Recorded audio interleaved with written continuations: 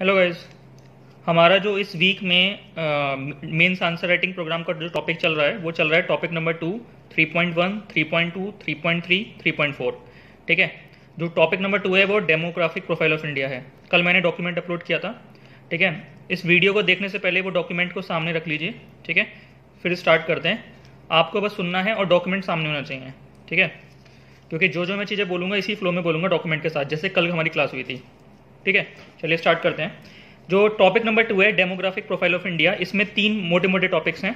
सबसे पहला है racial elements in Indian population. Bharat में जो 135 करोड़ लोग हैं उनमें रेशियल रिप्रेजेंटेशन, मतलब रेशियल एलिमेंट्स कौन कौन से हैं, मतलब पॉपुलेशन किस तरीके से डिवाइडेड है। ठीक है, रेशियल एक्सप्रेशंस में। ठीक है, ये बताएंगे पहले टॉपिक में। दूसरा टॉपिक है linguistic elements in India, Bharat की भाषाएं।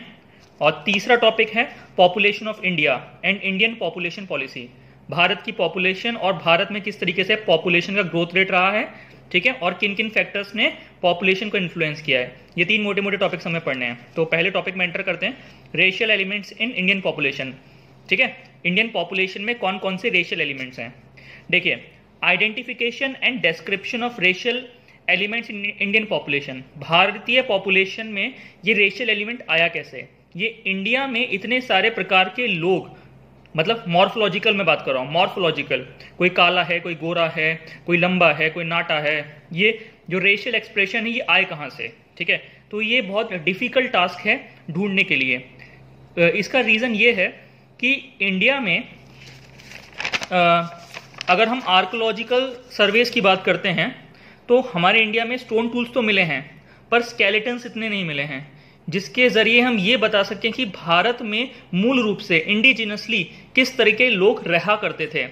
ठीक है, जब भारत एज अ सब कॉन्टिनेंट में लोग रहते थे तो किस रेशियल फीचर को एक्सप्रेस करते थे।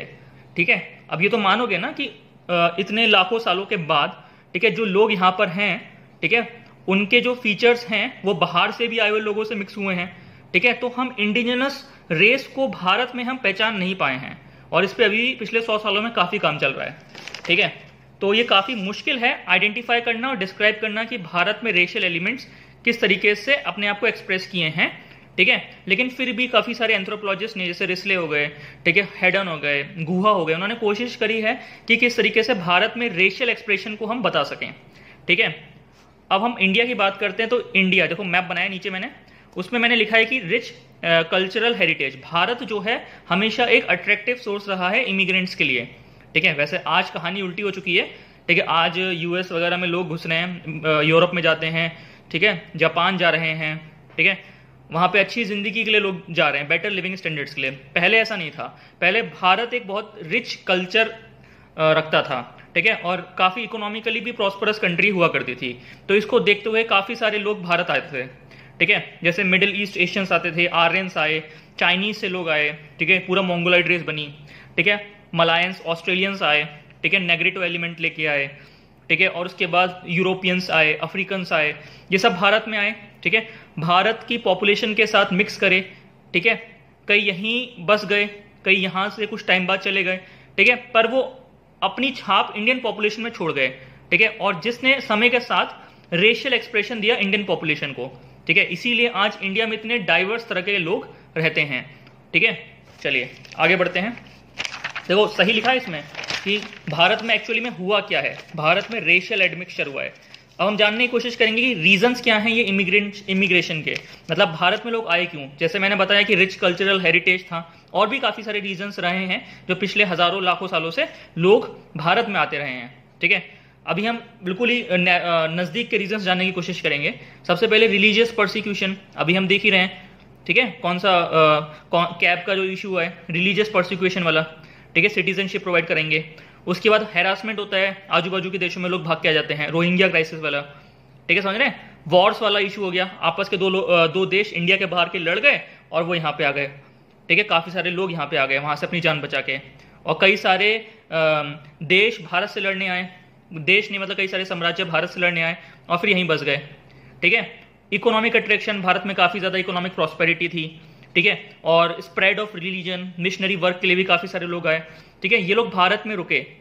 ठीक है, भारत में रुके, भारत की पॉपुलेशन के साथ मिक्स करे, अपने रेशियल एक्सप्रेशन को छोड़े, ठीक है, और इंडियन सब कॉन्टिनेंट में अलग अलग तरह की रेसेस उत्पन्न हुई, ठीक है। देखो, कोई एक यूनिफॉर्म रेस भारत में नहीं है, देखा जाए तो हम प्योर रेस की बात बहुत मुश्किल है भारत में बात कर सकें, क्योंकि भारत की पॉपुलेशन में अलग अलग फीचर्स जुड़ते रहे हैं, बात समझ में आ रही है। लेकिन हम मोटे मोटे तौर पे क्लासिफाई कर सकते हैं कि इस पर्टिकुलर एरिया में इस तरह के लोग रह रहे हैं मूलभूत तरीके से, बात समझ में आ रहा है, ठीक है। अब ये जानने की कोशिश करेंगे कि काफी वेव्स ऑफ पीपल आई हैं भारत में, इन सब रीजंस की वजह से काफी वेव्स ऑफ पीपल आई हैं जिन्होंने इंडियन सब कॉन्टिनेंट में एंटर किया है। अब ये अपने साथ फॉरेन के एलिमेंट्स लेके आए हैं। देखो, जो रेस होती है वो बनती कैसे है? रेस बनती है जोग्राफिकल आइसोलेशन से, ठीक है। अब जोग्राफिकल आइसोलेशन से क्या मतलब है? किसी पर्टिकुलर एरिया में कुछ लोग रह रहे हैं, ठीक है, किसी पर्टिकुलर एरिया में कुछ लोग रह रहे हैं और फिर उनके रहने के दौरान नेचुरल सिलेक्शन लगता है उन पर, ठीक है। वो अब एनवायरनमेंट में अपने आप को अडेप्ट करने के लिए, अपने बॉडी में कुछ प्रोटीन्स बनवाते हैं ताकि वो नेचर में नेचुरली सेलेक्टेड होकर आगे बढ़ सकें, बात समझ में आ रही है। चार्ल्स डार्विन ने नेचुरल सिलेक्शन में ये बोला था कि लोग जो हैं किसी पर्टिकुलर रीजन में कुछ फिजिकल फीचर्स ले आते हैं जिसके जरिए वो अपने आप को उस पर्टिकुलर एनवायरनमेंट में अडेप्ट कराते हैं, इसको बोलते हैं एनवायरमेंटल अडेप्टेशन, ठीक है। अब आपने देखा होगा कई सारे लोग काले होते हैं, कई सारे लोग गोरे होते हैं, किसी के कान थोड़े से लंबे होते हैं, ठीक है, किसी की आंखें लंबी बड़ी चौड़ी होती हैं, ठीक है, किसी के पूरी मेलेनियम ही नहीं होता, बिल्कुल सफेद है, ठीक है। ये सब रेशियल फीचर्स कहलाते हैं, ठीक है, मॉर्फोलॉजिकल फीचर्स, ठीक है। अब ये नहीं है कि भगवान ने उन्हें कुछ आशीर्वाद दिया कि वो इस तरीके से हैं या फिर कोई अभिशाप दिया इस तरीके से, नहीं, ठीक है। वो इसलिए हैं क्योंकि पास्ट में एनवायरमेंट में, जिस एनवायरमेंट में वो थे, उनके पूर्वज थे, उसमें अडेप्ट करने के लिए उनकी बॉडी ने वो फीचर्स प्रेजेंट किए हैं प्रोटीन्स के जरिए। मैं फिजिकल एंथ्रोपोलॉजी में पूरी तरह से रेस को समझाऊंगा, ठीक है। और फिर वो फीचर्स उनकी पूरी पॉपुलेशन में चला आ रहा है, भले ही उन फीचर्स का आज कोई यूज ही नहीं हुआ। जैसे अफ्रीका के लोग इतने काले क्यों हैं, उसका एक पूरा रीजन है, ठीक है। नेचर में अपने आप को अडेप्ट करने के लिए उनके पूर्वजों में कुछ फीचर्स उत्पन्न हुए अक्रॉस द जनरेशंस, और फिर वो फीचर्स यूनिफॉर्म होके आगे चलते रहे, बात समझ आ रही है। ये सब जोग्राफिकल आइसोलेशन से हुआ है। जोग्राफिकली आइसोलेटेड थे काफी सारे लोग, अलग अलग एनवायरमेंट्स में रह रहे थे, उन एनवायरमेंट्स में अडेप्ट करने के लिए कुछ रेशियल फीचर्स उनके अंदर उत्पन्न हुए, जिससे आगे चल के रेसेस बनी, और फिर वो रेसेस आपस में इंटरेक्ट करके रेशियल एडमिक्सचर से अलग अलग तरह के फीचर्स वाले लोग बने, बात समझ आ रही है, ठीक है। ये सब जेनेटिक कॉन्सेप्ट्स है, ठीक है। अब एक पर्टिकुलर आदमी, दो डिफरेंट रेस के पेरेंट्स हैं, एक पर्टिकुलर आदमी के अगर दो डिफरेंट रेस के पेरेंट्स हैं तो उस आदमी में दोनों रेस के कैरेक्टरिस्टिक्स होंगे, यही तो रेशियल एडमिक्सचर है। पहले तो जोग्राफिकल आइसोलेशन से रेसेस बन गई, फिर जब इन रेसेस ने आपस में इंटरेक्ट किया तो कुछ और तरह का रेस बना, ठीक है, बात समझ आ रही है। तो फिर इस तरह से काफी सारे पैटर्न्स बनते चले गए, और भारत में बोला जाता यही हुआ है। हमारी कोशिश ये रही है कि हम ये पता कर सकें कि भारत में इंडिजिनस रूप से लोग रह कौन रहे थे, ठीक है। पर यह बहुत मुश्किल है क्योंकि भारत में स्केलेटन्स मूलभूत से इतने ज्यादा व्यापक तरीके से नहीं मिल पाए हैं, अभी भी खोज चल रही है। अगर हम 10 लाख या फिर हम 10 लाख में मत बोलो, मतलब 10,000 20,000 साल पुराने स्केलेटन्स निकाल पाए, ठीक है, और फिर हमने कोशिश करी कि ये किस रेस के हैं, तो हम ये बता पाएंगे कि भारत में किस प्रकार की रेस रही थी। इतना क्लियर हुआ? चलिए अब आगे बढ़ते हैं। Foreign element plus indigenous people is equal to racial admixture, जैसे लिखा है, डिफरेंट वैराइटीज ऑफ फिजिकल और morphological characteristics in a population. Racial admixture समझ में आया? ठीक है। अब मुझे ये बताओ कि why it is very difficult to construct a racial history of India. Bharat में रेशियल हिस्ट्री बनाना इतना मुश्किल क्यों है? रीजन मैं दे चुका हूं। आर्कोलॉजिकल एविडेंसेस में यह है कि स्टोन टूल्स और स्केलेटन्स, ठीक है, आप स्टोन टूल्स तो ढूंढ पाए हैं, इंडस वैली सिविलाइजेशन का सामान तो आपने ढूंढ लिया, पर लोग ढूंढ पाए क्या? स्केलेटन्स ढूंढ पाए क्या? बहुत कम, और उससे पहले का और भी कम। जैसे जैसे पीछे जाते जा रहे हैं हमें स्केलेटन्स नहीं मिल रहे हैं। अगर हमें हमारे पूर्वजों के स्केलेटन्स मिल गए तो हम ओरिजिनल इंडिजिनस रेशियल एविडेंस ढूंढ पाएंगे, ठीक है, जिससे हम ये बता पाएंगे कि भारत में मूल रूप से कौन कौन रह रहा था। इतना क्लियर हुआ? चलिए आगे बढ़ते हैं। अगर मैं पिछले 100 सालों की बात करता हूं तो रिसर्च काफी ज्यादा इंटेंसिफाइड हुई है, ठीक है, but still results are very hazy, ठीक है। चलिए इतना क्लियर हुआ? ये हमारा पूरा इंट्रोडक्शन हो गया। कुछ दिक्कत आ रही हो तो फिर मुझे मेल कर देना upscforum4@gmail.com, रिप्लाई करता हूं मैं, ठीक है। चलिए आगे बढ़ते हैं। सर हर्बर्ट रिस्ले की कहानी, क्योंकि रेशियल रिप्रेजेंटेशन मतलब जो रेशियल क्लासिफिकेशन हुई है उसमें सबसे बड़ा नाम हर्बर्ट रिस्ले का ही है। क्वेश्चन बनता है इस पे भाई। तो पहले हर्बर्ट रिस्ले के बारे में मैं लेक्चर ऑलरेडी दे चुका हूं, ठीक है, उसको देख लेना। फिर भी थोड़ा बहुत बताता हूं। सबसे पहला पॉइंट जैसे लिखा हुआ है इसके अंदर, first scholar to have attempted racial classification of India on scientific basis. पहले स्कॉलर थे, याद करो 1891 की उनकी किताब, उसके बाद 1915 की एक किताब पीपल ऑफ इंडिया, ठीक है, याद आया? 1891 में कौन सी लिखी थी? कास्ट ऑफ बंगाल वाली किताब जो थी, ठीक है, और 1915 में ये वाली पीपल ऑफ इंडिया, ठीक है। आईसीएस ऑफिसर थे ब्रिटिश गवर्नमेंट में। He conducted racial study in Indian subcontinent on the basis of anthropometric techniques 1890 में। एंथ्रोपोमेट्रिक टेक्निक क्या होता है? मेजर करना, बॉडी के मेजरमेंट्स लेना अलग अलग पार्ट्स के। समझ में आ रहा है ना कि इस पर्टिकुलर पॉपुलेशन में इतने साइज का स्कल है, लॉन्गिट्यूडनल एक्सिस इतनी है, हॉरिजॉन्टल एक्सिस इतनी है, ठीक है, आईज का इतना डिफरेंस है, नोज में इतना डिफरेंस है, ईयर्स का इतना डिफरेंस है, अलग अलग तरह के मेजरमेंट्स होते हैं। एंथ्रोपोमेट्रिक टेक्निक्स होती हैं ये पॉपुलेशन में। ये साइंटिफिक एंथ्रोपोलॉजी में लिया गया ये पहला कदम था हर्बर्ट रिस्ले के द्वारा।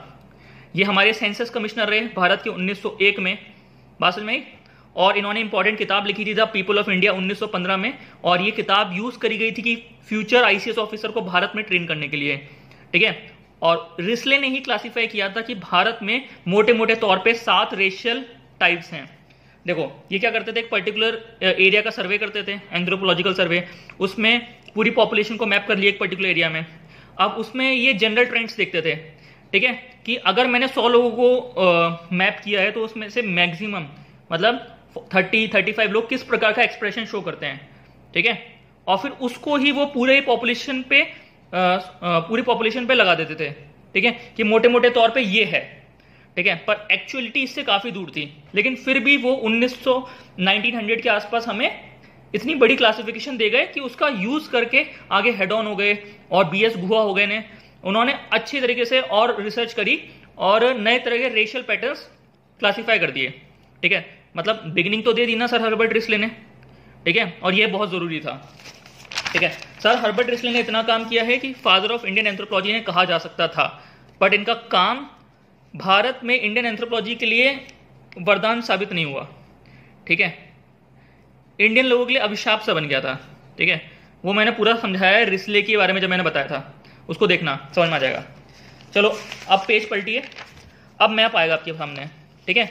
ये मैप जो है ये आपको बताएगा रिस्ले के द्वारा काम। रिस्ले ने बताया कि इस पर्टिकुलर रीजन में जो मैंने गोले बनाए हैं रेड कलर से, इस पर्टिकुलर रीजन्स में किस किस प्रकार के लोग रह रहे हैं, ठीक है। तो टोटल मिला के 7 रेसेस भारत में रह रही हैं, Turko Iranian, Indo Aryan, Aryo Dravidian, Mongoloid, Mongolo Dravidian, Scytho Dravidian, Dravidian. अब उस रीजन में अपने आप को आजमाओ, ठीक है, मतलब खुद सोचो कि इस पर्टिकुलर रीजन में कौन लोग रह रहे हैं, और फिर सोचो रिस्ले ने क्या क्या बताया। जैसे मैं तुर्को ईरानियन की बात कर रहा हूं, देखो तुर्को ईरानियन दिख रहा है, वहां पे उसने लिखा बलूचिस्तान और फ्रंटियर प्रोविंस वाले लोग, वही आज का पाकिस्तान, तो हमें याद करना ही मुश्किल नहीं है, तुर्को ईरानियन डाल दिया, ठीक है। बात मानो कि अगर क्वेश्चन आया ना रिस्ले का क्लासिफिकेशन, अगर आप सोचने बैठ गए वहां पे तो याद नहीं आने वाला। इससे अच्छा मैप बनाओ, फिर तुम्हें पता है कि ये रीजन में ये रेस है, ये रीजन में ये रेस है, तुम्हें रेसेस पता है, ठीक है, 7 तरह की रेसेस हैं, पर उस रेस में कौन कौन लोग हैं ये नहीं याद करना मुश्किल है। आप एरिया देख के पहचानना कि वहां कौन लोग रह रहे हैं आज भी। जैसे तुर्को ईरानियन में बलूचिस्तान और फ्रंटियर प्रोविंस वाले लोग हैं। इंडो आर्यन को देखो, अब ये रीजन कौन सा है, कश्मीर, जम्मू कश्मीर वाला रीजन है, ठीक है, कश्मीरी हो गए, पंजाबी हो गए, राजपूत हो गए, जाट हो गए। अब आर्यो द्रविडियन देखो, यूपी, बिहार, राजस्थान वाले लोग हो गए, बिल्कुल वही एरिया है। मोंगोलॉइड वाला रीजन, आसाम हो गया, नेपाल के लोग हो गए, बर्मा के लोग हो गए। मंगोलो द्रविडियन वाला रीजन देखो, बंगाली हो गया, बंगाली ब्राह्मण हो गए, कायास्त हो गए। द्रविडियन वाला रीजन देखो, तमिलनाडु वाला, केरला, आंध्रा, तेलंगाना, साउथ मध्य प्रदेश, छोटा नागपुर वाले लोग हो गए। और साइथो द्रविडियन देखो, मराठा, ब्राह्मण एंड कुर्द। देखो अगर आपको ये नाम भी याद नहीं है, बस अगर आप इंडिया का मैप बना के ये 7 बनाया है तो ये बहुत बड़ी बात हो जाएगी, ठीक है, समझ में आ रहा है। तो आपको एटलीस्ट इतना तो करना है, ठीक है। चलिए रिस्ले की क्लासिफिकेशन आई तो ये मैप बनाएंगे हम लोग, ये 7 रेस हम मैप में डालेंगे, ठीक ठीक है। उसके बाद हमको जो जो दिख रहा है, साउथ इंडिया का जैसे द्रविडियन है तो साउथ इंडिया में डाल दो भाई, आंध्र प्रदेश, तेलंगाना, केरल के लोग हैं, बात समझ में आ रही है। मंगोलो द्रविडियन डाल दो, बंगाली लोग रह रहे हैं। मंगोलाइट में डाल दो भाई, नॉर्थ ईस्ट वाले लोग रह रहे हैं, समझ में आ रहा है ना। आर्यो द्रविडियन में देख लो, यहाँ पे यूपी बिहार का आदमी है। साहित्य द्रविडियन में मराठी आदमी होगा। इंडो आर्यन में देख लो कश्मीरी पंजाबी है। तुर्को ईरानियन में देखो पाकिस्तान साइड का बलूचिस्तानी है, फ्रंटियर प्रोविंस वाला आदमी है, बात समझ में आ रहा है ना। इन्होंने मोटी मोटी रेसेस बना दी। जैसे मैंने बताया था, एक पर्टिकुलर पॉपुलेशन में 100 लोग हैं तो 30 लोग जो फीचर शो कर रहे हैं पूरी पॉपुलेशन को, इस पे इन्होंने दर्शा दिया कि मेजर तौर पे यही है भाई, समझ में आ रहा है। तो यही था इनका काम। तो अब कोई भी चीज आएगी तो भाई क्रिटिसिज्म होगा, क्योंकि ये वैलिड पॉइंट से क्रिटिसाइज करने के लिए भाई तुमने पूरी पॉपुलेशन को किस तरीके से छोटे सर्वेस पे आंक लिया, समझ में आ रहा है।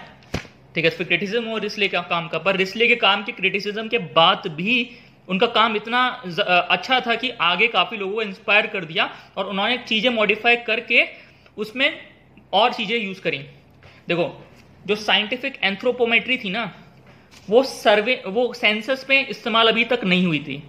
ठीक है, ये रिस्ले का काम था जो इंडिविजुअल लेवल पे चल रहा था, रिस्ले कर रहा था। ठीक है, साइंटिफिक एंथ्रोपोमेट्री का सेंसस में इस्तेमाल किसी ने किया तो वो थे गुहा, बीएस गुहा, आगे बताऊंगा।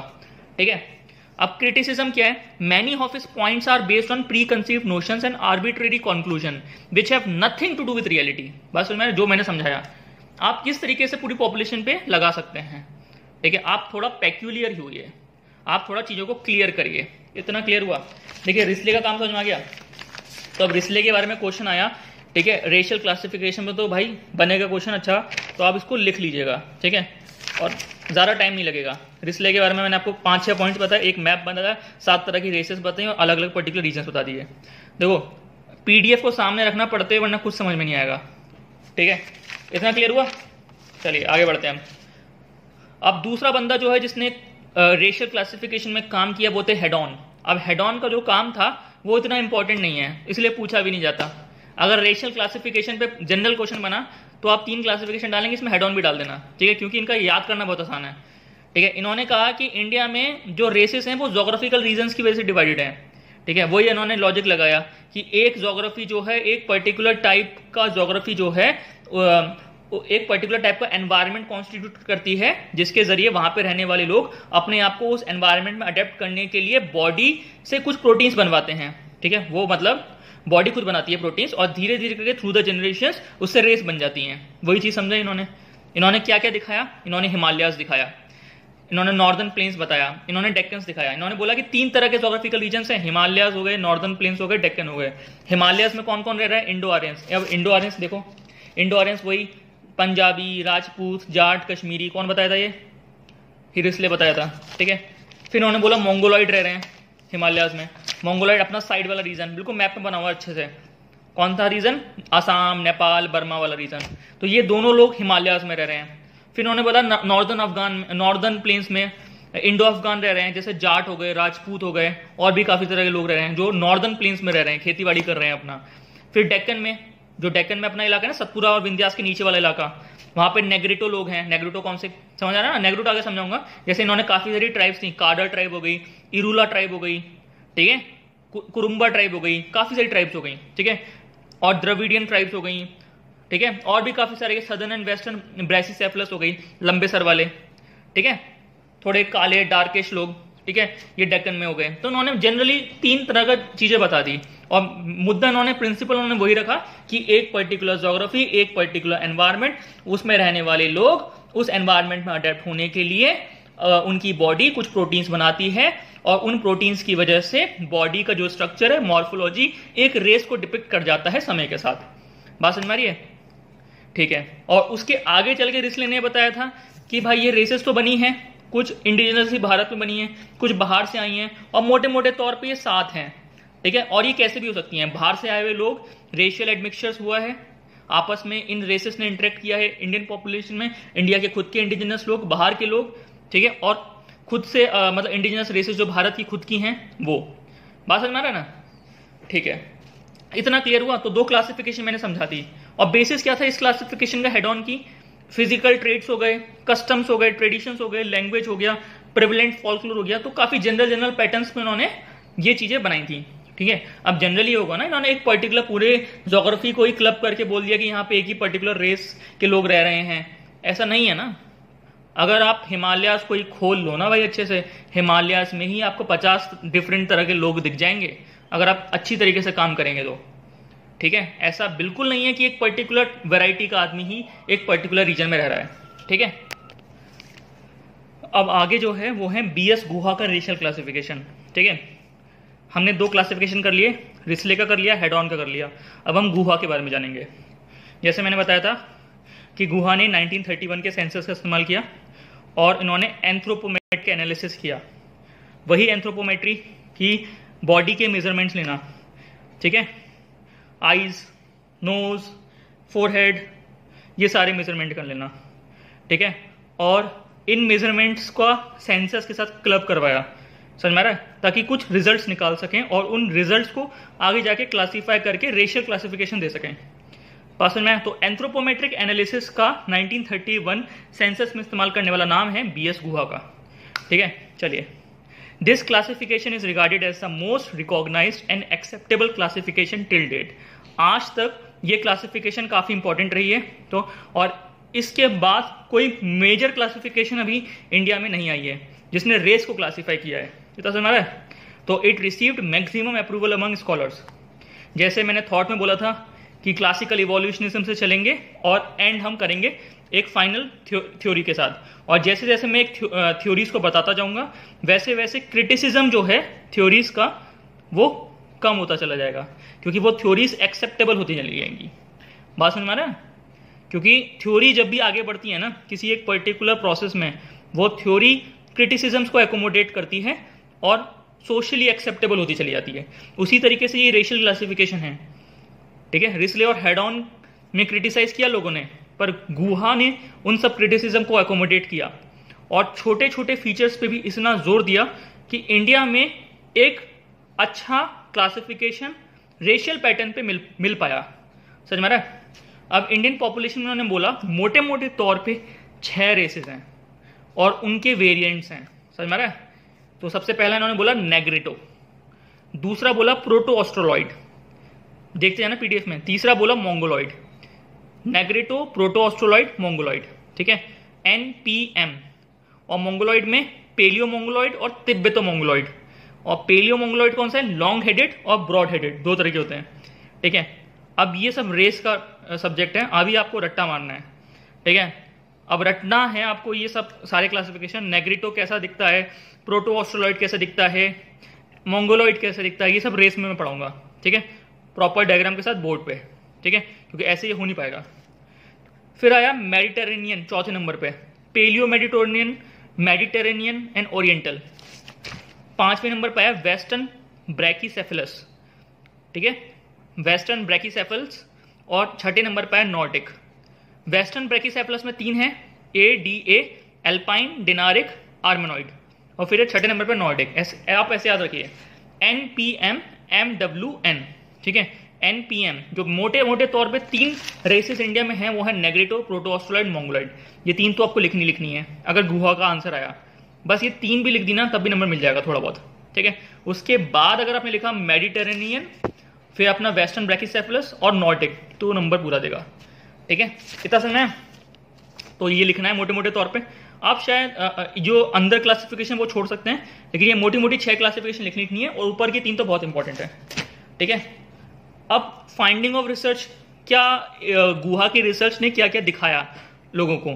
सबसे पहला ब्रैकीसेफेल्स जो हैं, जो वेस्टर्न ब्रैकीसेफेल्स वाला मैं बात कर रहा हूं, उन्होंने ये बोला कि जो ब्रॉड हेडेड वाले लोग हैं ना, ब्रैकीसेफेल्स जिनका हेड छोटा है, इंडियन पॉपुलेशन में वो डोमिनेट करते हैं, ठीक है। मतलब ब्रैकीसेफेल्स वाला फीचर इंडियन पॉपुलेशन में डोमिनेट करता है, ये इन्होंने दिखाया।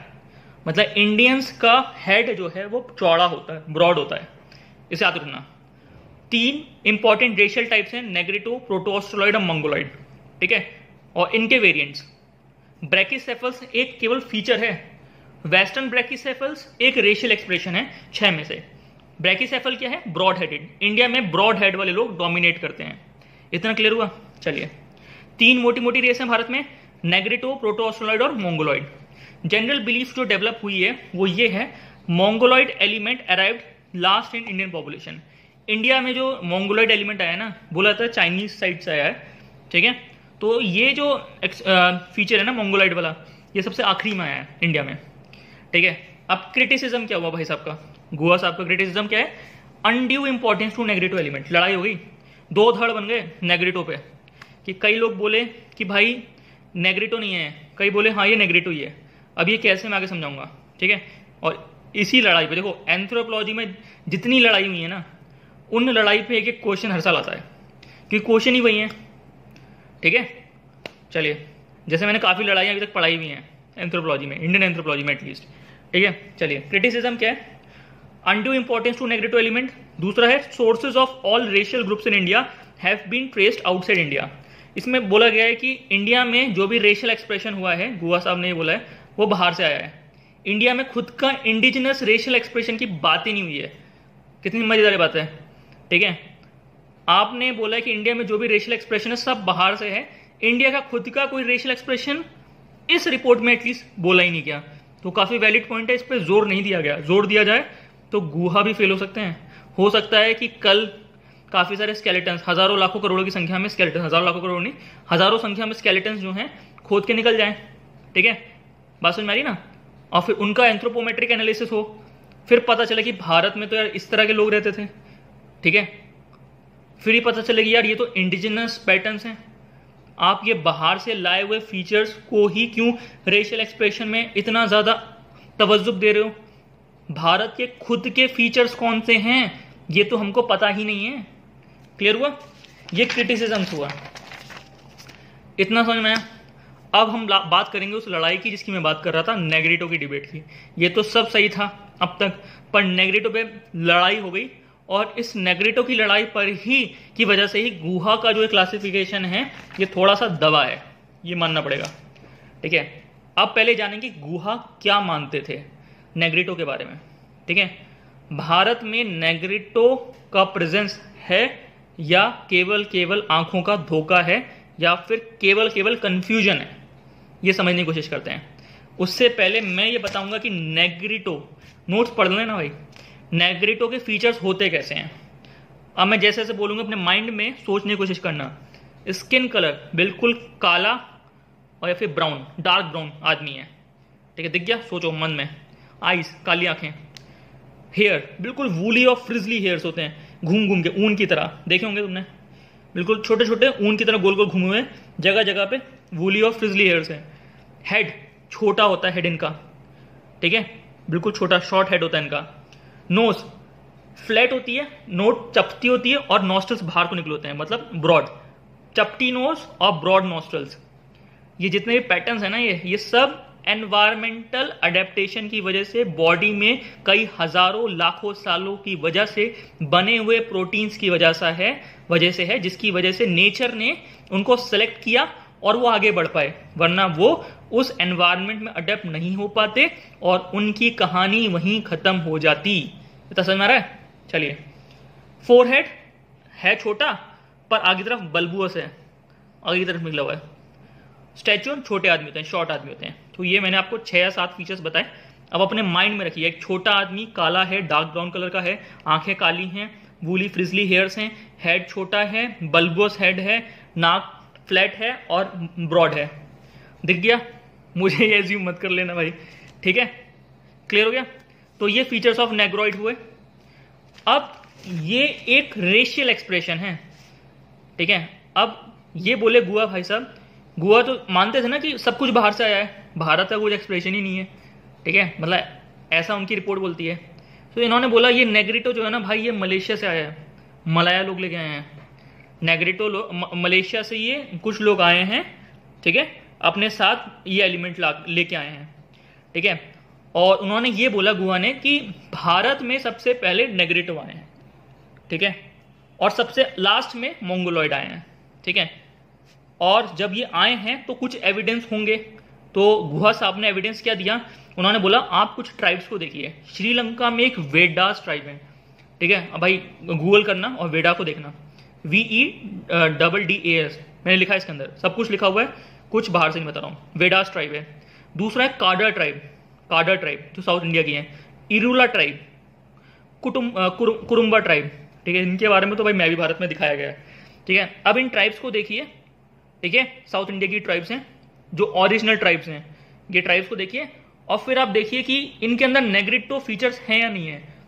तो गुहा साहब ने ये दिखा दिया कि भाई इसमें तो हैं यार, ठीक है। लेकिन कई एंथ्रोपोलॉजिस्ट ऐसे भी हुए जैसे सरकार टाइप के, ठीक है, सरकार जो एक एंथ्रोपोलॉजिस्ट, उन्होंने बोला यार तुम कंफ्यूज हो, ये वो एलिमेंट नहीं है, ये कुछ और है, जो आगे बताऊंगा अभी आके, ठीक है। पर गुहा ने बोला हाँ भाई यही है, ये नेगेटिव एलिमेंट ही है।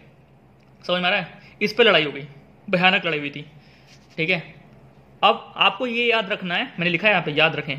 गुहा ये मानते थे कि नेग्रिटो को भारत में इंडिजिनस नहीं मानते थे। गुहा बोलते थे भारत में नेग्रिटो है ही नहीं, नेग्रिटो एलिमेंट बाहर से आया है, ठीक है। और नेग्रिटो आया है, इसका एविडेंस ये 4-5 ट्राइब्स हैं जिन्होंने सामने रखी। और एक और एविडेंस ये दिया जाता है, देखो जो नेग्रिटो रेस है ना, उसमें अगर मैं 50 लोगों को उठाऊंगा तो 50 में से 35 से 40 के बीच में अराउंड बी ब्लड ग्रुप का आदमी मिलेगा। नेग्रिटो में प्रीडोमिनेंस होता है बी ब्लड ग्रुप का, ठीक है।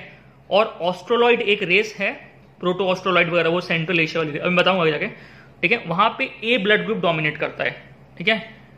तो अगर मैं इन ट्राइब्स का जो इन्होंने बोला है, वेडास, काडर, इरुला, कुरुम्बा, ठीक है, इन ट्राइब्स को ले मैं और इनमें से जैसे 50 आदमी मैंने इरुला के निकाल लिए, उनका ब्लड ग्रुप मैंने टेस्ट किया और 50 में से एटलीस्ट 30 का भी अगर बी ब्लड ग्रुप आ गया तो ये थोड़ा सा हो जाएगा कि शायद वो नेग्रिटो हैं। इतना क्लियर हुआ? क्योंकि नेग्रिटो में बी ब्लड ग्रुप प्रीडोमिनेट करता है। इतना क्लियर हुआ, ठीक है।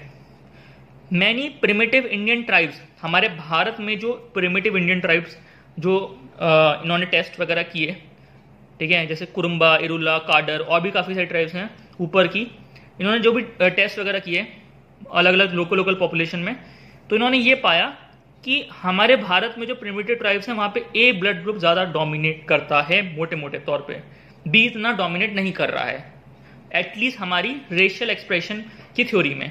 तो इसका ये मतलब है कि इन लोगों में जो फीचर्स दिख रहे हैं हो सकता है वो इनके लोकल फीचर्स हों, जैसे डीएन मजुमदार आगे बोलेंगे, देखना, ध्यान रखना, ठीक है। ये बाहर के आए हुए लोग ना हो सकता है नेग्रिटो आदमी भारत में आया ही ना हो और ये फीचर्स इनके लोकल फीचर्स हों, ठीक है। और ये जो ब्लड ग्रुप थ्योरी है ये इसको बल देती है, क्योंकि इंडिया में काफ़ी सारी डिफरेंट रेसेस में बी ब्लड ग्रुप का प्रीडोमिनेंस देखा ही नहीं गया। बात समझ रही है? कुछ ना कुछ रेशियल पैटर्न्स तो ब्लड ग्रुप का होता ना, तो इस पे लड़ाई हो रही थी। अगर नेग्रिटो इंडिजिनस होता तो बी ब्लड ग्रुप डोमिनेट करता कहीं ना कहीं, पर वो ऐसा नहीं हुआ है। इतना क्लियर हुआ? चलिए, ये जो पॉइंट है ना, ये आपको इंडियन एंथ्रोपोलॉजी की किताब जो है साहब की बताऊंगा उसके बारे में, उसमें और अच्छे तरह से दिखाया गया, उसको पढ़ लेना, ठीक है। कौन सी किताब है? ये किताब है नदनीम हसनैन, बहुत अच्छे से समझाया गया इसमें, ठीक है। चलिए अब आगे बढ़ते हैं। तो नेग्रिटो एलिमेंट इन इंडिया, इसके मेन प्रोपोनेंट कौन थे? जैसे गुहा साहब तो हैं, उन्होंने बोला भारत में नेग्रिटो है भाई। एक जीएच हट्टन साहब भी हैं, याद रखो, हट्टन वही आदमी है जो मैंने पढ़ाया था। एससी रॉय को father of Indian anthropology, Indian anthropological Congress 1939 में किसने अवार्ड किया था? जीएच हट्टन ने, ठीक है। इतना बड़ा आदमी था। अब हट्टन और गुहा मिलके चिल्ला रहे हैं भाई भारत में नेग्रिटो है, भारत में नेग्रिटो आया है, भारत को जो आदमी दिख रहा है वो तुम्हें वो नेग्रिटो है। ये हट्टन और गुहा भाई बोल के गए, ठीक है। फीचर्स मैं समझा चुका हूँ। अब एविडेंस क्या दिखाए थे उन्होंने, प्रेजेंट किए थे, ठीक है। सबसे पहले उन्होंने अंगामी नागा को दिखाया, ठीक है। अंगामी नागा वही अरुणाचल प्रदेश वाला। इन्होंने बोला भाई इसके तो नेग्रिटो एयर्स हैं, जो इनकी जो प्रॉपर इनकी अनमिक्स्ड पॉपुलेशन है, ठीक है, बिल्कुल जो अंगामी नागा है, ठीक है, उनके फ्रिजली हेयर्स हैं मेजरली तौर पे। तो उन्होंने बोला भाई इसमें तो है। फिर काडर वाले दिखाए, काडर ट्राइब्स साउथ इंडिया वाली, उसमें काफ़ी सारे नेगेटिव फीचर्स दिखाए। फिर उन्होंने एक और एविडेंस दिखाया, इन्होंने ये बोला कि नागा हिल्स है ना जो नॉर्थ ईस्ट में, तो वहाँ पे खुदाई हुई थी, तो वहाँ पे कुछ लोगों के कंकाल मिले थे और कुछ क्रेनियल कैपेसिटीज मिली उनको, खोपड़े, ठीक है। वो जो खोपड़े मिले उनको, ठीक है, देखो पूरा आदमी तो मिलता नहीं है पुराना, ठीक है, किसी का हाथ मिलता है, किसी की नाक मिलती है, किसी का कुछ मिलता है, किसी का सर मिलता है, ठीक है, तो यही मिलता है। अब यहाँ पे जब तो उन्हीं से ये लोग आइडिया लगाते हैं यार कि किस तरह की रेस हो सकती है पुरानी, ठीक है। तो क्रेनियल कैपेसिटी जब कलेक्ट करी नागा हिल्स से, तो ये पाया गया नेग्रिटो के स्कल्स हैं वो, ठीक है, नेग्रिटो रेस के स्कल्स हैं। तो ये अपने एविडेंस में उन्होंने जोड़ा। जो गुहा और हट्टन हैं अपने एविडेंस की लिस्ट को बढ़ाए जा रहे थे, बस ये दिखाने की कोशिश कर रहे थे कि भारत में भाई नेग्रिटो है। समझ में आ रहा है? चलिए, अब इनसे जो लड़ रहे थे जीएच हट्टन और गुहा साहब से, उसमें बड़ी लिस्ट थी। फिशर साहब हैं, सब नोट्स में लिखा हुआ है, सरकार साहब हैं, डीएन मजुमदार साहब हैं, और भी काफ़ी लिस्ट है एंथ्रोपोलॉजिस्ट की जो इनसे लड़ रही थी। तो उन्होंने अपने अपने आर्गूमेंट्स अगेंस्ट में रखे गुहा साहब के। सबसे पहले स्कॉलर्स ने बोला ये गुहा साहब नेग्रिटो को पकड़ के बैठ गए हैं और ये इतना एम्फेसिस दे रहे हैं छोटी छोटी चीज़ों पे, ठीक है, जो इनको नहीं देना चाहिए। ठीक है, मतलब ये काफ़ी ज़्यादा सब्जेक्टिव बात लोग बोल रहे थे। Scholar says that he has put too much emphasis on single criteria of giving Negrito a racial identity in India. ठीक है, वैसे कोई ना कोई तो लॉजिक होगा जो वो लॉजिक प्रेजेंट कर रहे थे गुहा साहब। ठीक है, तो अब आगे बढ़ते हैं। फिशर साहब बोलते हैं, फिशर साहब ये बोलते हैं कि यार ये जो वूली हेयर्स तुम बोल रहे हो ना, अंगामी नागा और कार्डर में जो वूली हेयर्स दिख रहे हैं, हो सकता है ये यहाँ पे लोकल म्यूटेशन की वजह से आ गए हो। देखो म्यूटेशन भी क्यों होता है, देखो नेचुरल सिलेक्शन जो मैंने बोला तुम्हें, नेचुरल सिलेक्शन किसी भी ऑर्गेनिज्म को किसी पर्टिकुलर एनवायरनमेंट में जीने के लिए प्रेरित करता है। ठीक है, और उसकी बॉडी उसके अकॉर्डिंग प्रोटीन्स बनाती है, और ये जो प्रोटीन्स बनते हैं ना, इसमें म्यूटेशन भी एक कहानी है। आपका खुद का डीएनए म्यूटेट करेगा, जीन्स म्यूटेट करेंगे किसी पर्टिकुलर प्रोटीन को बनाने के लिए, जेनेटिक कोड अपने आप को चेंज करेगा। ठीक है, कुछ प्रोटीन्स बनाने के लिए। और जो ये आपको रेशियल एक्सप्रेशन दिखते हैं भाई, ये सब प्रोटीन ही है। आपका काला होना, आपकी आंखें, आपके कान लंबे होना, कुछ ये प्रोटीन्स हैं सारे। ठीक है, और ये जो प्रोटीन्स हैं इनका जेनेटिक कोड आपके सेल के डीएनए में है, जीन्स। अगर उसमें कुछ चेंज होगा, म्यूटेशन होगा, तो आप में, आपकी आइडेंटिटी में, आपके दिखने में चेंज आ जाएगा। समझ में आ रहे हो? आपके बाल सफेद अगर हो रहे हैं तो आपके जीन में दिक्कत हो सकती है। समझ में आ रहा है? बस यही चीज है। चलिए, अब सरकार ने क्या बोला, कार्डर is way more similar to Australoid. Fisher साहब बोल चुके हैं कि ये म्यूटेशन की वजह से हो सकता है। ठीक है, सरकार ने बोला कि कार्डर जो है वो नेग्रिटो नहीं है, कार्डर ट्राइब वो ऑस्ट्रोलॉइड की तरह है। ठीक है, अब बोलने से तो कुछ नहीं होगा। तो गुहा साहब एंथ्रोपोमेट्री का इस्तेमाल करते थे, इन्होंने भी अपने स्तर पे कुछ एंथ्रोपोमेट्री टेक्निक्स अपनाई और उन्होंने भी शो करने की कोशिश की। बस ये नंबर्स में खेल रहे थे आपस में कि भाई तुम ये बोल रहे हो कि इस रेंज में नेग्रिटो का सर होना चाहिए, पर इस पॉपुलेशन में मैंने देखा कि इस रेंज में नहीं जा रहा है, तो आप थोड़े गलत हो सकते हो। ये नंबर्स में खेल रहे थे। सरकार और इनकी लड़ाई एंथ्रोपोमेट्री में थी, गुहा साहब की। फिर डीएन मजुमदार थे, ये अपने फिलोसोफर आदमी थे भाई। ठीक है, ये क्या बोलते हैं, if negrito element has been present in India, Bharat में अगर नेग्रिटो एलिमेंट होता, it would have been frequently met in north India. तो नॉर्थ इंडिया में तो दिखता, हमें हमेशा साउथ इंडिया की 3-4 ट्राइब्स दिख जाती हैं। ठीक है, हो सकता है भाई वो लोकल आइडेंटिटी हो। अगर नेग्रिटो एलिमेंट भारत में होता, इतने सालों से हमारे लोग इंडियन पॉपुलेशन में अपने आप को रेशियल एक्सप्रेशन दे रहे हैं, तो भाई नॉर्थ में भी ये दिखता। ठीक है, ये साउथ में ही क्यों दिख रहा है? ठीक है, it would have been frequently met in north India also, पर ऐसा केस नहीं है। नॉर्थ इंडिया में क्यों हमें नेग्रिटो एलिमेंट नहीं दिखता, नॉर्थ इंडिया के प्लेन्स में? बात समझ में आ रही है? तो गुहा ने इस पर जोर दिया। उसके बाद डीएन मजुमदार ने इस पर जोर दिया। उसके बाद कुछ एंथ्रोपोलॉजिस्ट ये भी बोले कि यार आपको ना वूली हेयर्स और स्पाइरल फ्रिजली हेयर, जो छोटी सी माइन्यूट डिफरेंस है, इसको पहचानने में दिक्कत हो रही है। काफ़ी सब्जेक्टिव बातें बोल रहे हैं, क्योंकि किसी के पास कुछ ऑब्जेक्टिव रिजल्ट ही नहीं है। ठीक है, अब एस पर मजुमदार, फिर मजुमदार ने बोला, आप कोई बड़ा आदमी कंक्लूड कराओ, किसी से कंक्लूड कराओ, negrito element is a local phenomenon in India in coastal regions particularly Gujarat. इन्होंने बोला कि गुजरात रीजन्स में जो है नेग्रिटो एलिमेंट मिल जाता है। ठीक है, पर वो नेग्रिटो रेस वाला एलिमेंट नहीं है, वो लोकल एलिमेंट है जैसा बोला जा रहा है। और ये सब ने मान लिया कि नेग्रिटो भारत में है, पर वो लोकल वाला नेग्रिटो है। But such negrito did not get a chance to contribute their share in considerable manner in ethnic makeup of Indian population. और जो ये थोड़ा मोड़ा जो नेग्रिटो एलिमेंट इंडियन पॉपुलेशन में है, इसको चांस नहीं मिला है कि इंडिया में अपना एथनिक मेकअप दे पाए पॉपुलेशन को बनाने में। इतना समझ में? तो यहाँ हमने खत्म किया। ठीक है, ये हमारा पहला वाला टॉपिक खत्म हुआ पूरी तरह से, racial elements in Indian population. ठीक है, चलिए मिलेंगे नेक्स्ट वीडियो में। ओके। इसको अच्छे से देख लेना। बिना नोट्स के अगर देखोगे तो कुछ समझ में नहीं आएगा, आपको लगेगा मैं बहुत तेज़ी से पढ़ा रहा हूँ। ठीक है, कोशिश करिए कि पीडीएफ को सामने रखें, तभी आप वीडियो को देखिए। ओके, चलिए मिलते हैं नेक्स्ट वीडियो में।